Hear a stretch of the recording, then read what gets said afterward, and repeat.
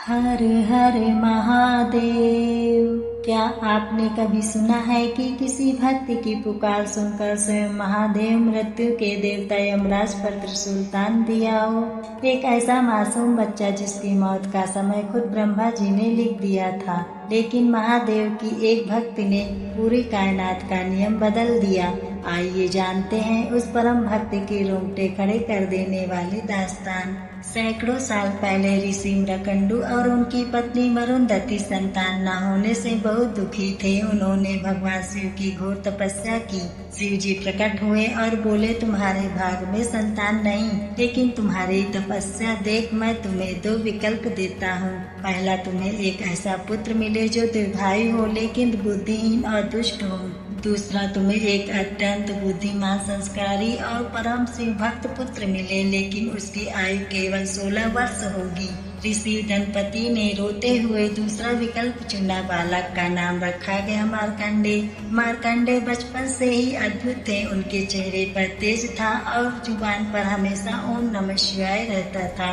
देखते ही देखते 15 वर्ष बीत गए। जैसे ही 16वां वर्ष लगा, माता पिता की आंखों से आंसू थमने का नाम नहीं ले रहे थे। मार्कंडेय ने जब रोने का कारण पूछा तो उन्हें अपनी अल्पायु का पता चला। मार्कंडेय घबराए नहीं, वो सीधे समुद्र तट पर गए, मिट्टी के एक शिवलिंग बनाया और शिव की आराधना में लीन हो गए। आखिरकार वो खौफनाक दिन आ ही गया। मार्कंडेय पूरे 16 साल के हो चुके थे। अचानक आसमान में काले बादल छा गए और साक्षात मृत्यु के देवता यमराज अपने भैंसे पर सवार होकर वहां पहुंचे। यमराज के हाथ में काल का फंदा था। यमराज ने कहा, बालक मार्कंडेय, तुम्हारा समय पूरा हुआ, इस संसार को छोड़ने के लिए तैयार हो जाओ। मार्कंडेय ने डर के मारे दौड़कर शिवलिंग को दोनों हाथों से कसकर गले लगा लिया। उन्होंने रोते हुए महामृत्युंजय मंत्र का जाप शुरू कर दिया। यमराज ने जैसे ही मार्कंडेय के गले में काल का फंदा डाला, वो फंदा सीधे शिवलिंग पर भी जा गिरा। अपने शिवलिंग पर काल का फंदा गिरते ही ब्रह्मांड डोल उठा।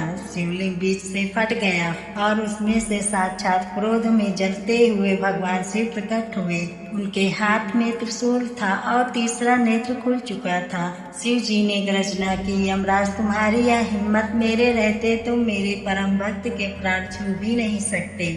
यमराज थर थर कांपने लगे। उन्होंने हाथ जोड़कर कहा, प्रभु, मैं तो बस सृष्टि के नियम का पालन कर रहा था, अनुसार इसकी आयु समाप्त हो चुकी है। तब महादेव ने ऐतिहासिक शब्द कहे, विधाता का लेख बदल सकता है, लेकिन शिव का आशीर्वाद नहीं।